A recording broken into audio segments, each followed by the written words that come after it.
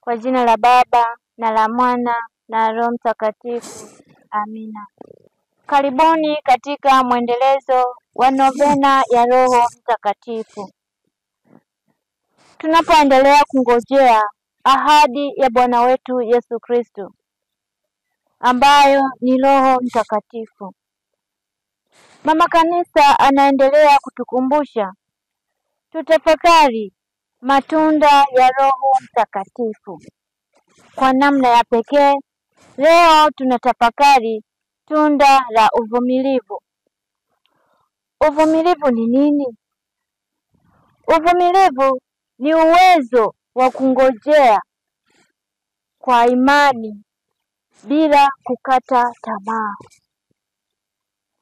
Mungu mwenyewe ni mvumilivu. Anatuvumilia kila tunapomkosea.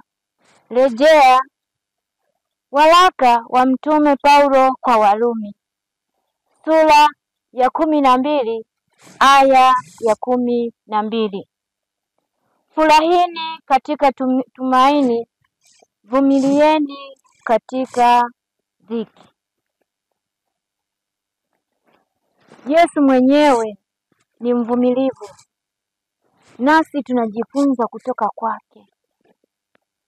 Alivumilia mateso, akapigwa mijeledi, akatemewa mate, akatoka jasho la damu, na hatimaye kufa kifo cha aibu, na akafufuka kwa ajili ya kutuletea wokovu. Hayo yote yalitokea kwa sababu ya uvumilivu wake.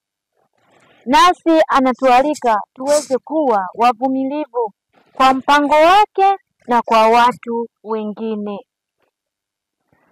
Swali la kujiuliza: je, ninapokosa majibu ya haraka kutoka kwa Mungu au kwa watu wengine, huwa ninavumilia au huwa ninakata tamaa kwa kukosa uvumilivu? Tuombe. Mungu Roho Mtakatifu, tunakuomba utupe neema ya uvumilivu.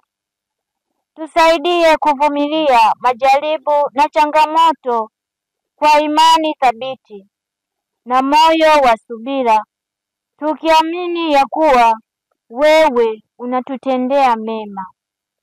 Tunaomba hayo kwa njia ya Kristo Bwana wetu. Amina. Kwa jina la Baba na la Mwana na la Roho Mtakatifu.